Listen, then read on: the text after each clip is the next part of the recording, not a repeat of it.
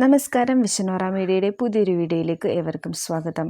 ഒന്നിൽ കൂടുതൽ സിം ഉപയോഗിക്കുന്ന ആളുകളാണിപ്പോൾ എല്ലാവരും തന്നെ. ഓരോ സിമ്മും റീചാർജ് ചെയ്യാൻ മാസം തോറും നല്ലൊരു എമൗണ്ട് ആവശ്യമാണ്. ഇനി മുതൽ അതിൻ്റെ ആവശ്യമില്ല. സിം പ്രവർത്തനരഹിതമാവാതെ കാക്കാൻ 20 രൂപ മാത്രം ചെലവാക്കിയാൽ മതി. മൊബൈൽ ഫോൺ ഉപഭോക്താക്കൾക്ക് ആശ്വാസമായി telecom regulatory authority of India ദീർഘകാലമായി ഉപയോഗിക്കാതിരിക്കുന്ന പ്രീപെയ്ഡ് സിം കാർഡുകൾ പ്രവർത്തനരഹിതമാകാതിരിക്കാൻ സംബന്ധിച്ച മാനദണ്ഡങ്ങൾ ട്രായ് വ്യക്തത വരുത്തി.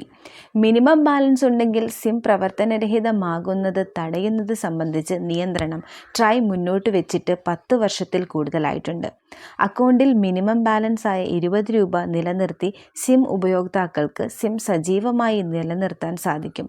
നേരത്തെ സിം സജീവമായി നിലനിർത്തുന്നതിനായി ഒരു നിശ്ചിത തുക ഏകദേശം 199 രൂപ ഉപഭോക്താക്കൾക്ക് റീചാർജ് ചെയ്യേണ്ടതുണ്ടായിരുന്നു. എന്നാൽ ഈ നിയമം അത്തരത്തിൽ തുടർച്ചയായി റീചാർജ് ചെയ്യേണ്ടതിൻ്റെ ആവശ്യകതയില്ലെന്ന് വ്യക്തമാക്കുന്നതാണ്. എന്താണ് ട്രായുടെ 20 രൂപ നിയമമെന്ന് നോക്കാം. നിങ്ങൾ സിം കാർഡ് 90 ദിവസത്തേക്ക് കോള്, മെസ്സേജ്, ഡേറ്റ, മറ്റാവശ്യങ്ങൾ എന്നിവയ്ക്കായി ഉപയോഗിക്കുന്നില്ലെങ്കിൽ സിം പ്രവർത്തനരഹിതമാകും. എന്നിരുന്നാലും നിങ്ങളുടെ അക്കൗണ്ടിൽ 20 രൂപയിൽ കൂടുതൽ ഉണ്ടെങ്കിൽ 90 ദിവസത്തിന് ശേഷം ഈ 20 രൂപ നിങ്ങളുടെ അക്കൗണ്ടിൽ നിന്നും സ്വയമേവ കുറയുകയും സിം അടുത്ത 30 ദിവസത്തേക്ക് കൂടി പ്രവർത്തനക്ഷമമാവുകയും ചെയ്യും. നിങ്ങളുടെ ഫോണിൽ 20 രൂപയുടെ ബാലൻസ് ഉള്ളിടത്തോളം കാലം അത് തുടർന്നു പോകും. നിങ്ങളുടെ ബാലൻസ് 20-ൽ കുറയുന്നതോടെ സിം സ്വാഭാവികമായി പ്രവർത്തനരഹിതമാവുകയും ചെയ്യും. അഥവാ പ്രവർത്തനരഹിതമാവുകയാണെങ്കിൽ 15 ദിവസത്തിനുള്ളിൽ 20 രൂപ റീചാർജ് ചെയ്തുകൊണ്ട് വീണ്ടും സിം പ്രവർത്തനക്ഷമമാക്കാൻ സാധിക്കും.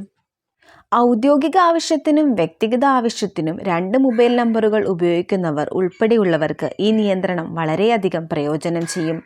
ഇത് പ്രീപെയ്ഡ് കണക്ഷനുകൾക്ക് മാത്രമാണ് ബാധകമാകുക. ഒന്നിൽ കൂടുതൽ പ്രീപെയ്ഡ് കണക്ഷനുകൾ ഉപയോഗിക്കുന്ന ആളുകൾക്ക് ഇതൊരു വളരെ നല്ല ഉപകാരപ്രദമായ സംഭവം തന്നെയാണ്. ഇതുപോലുള്ള ഇൻഫർമേറ്റീവായ വീഡിയോകൾക്കായി മറക്കാതെ ചാനൽ സബ്സ്ക്രൈബ് ചെയ്യുക. മറ്റൊരു ഇൻഫർമേഷൻ വീഡിയോയുമായി കാണാം. നന്ദി, നമസ്കാരം.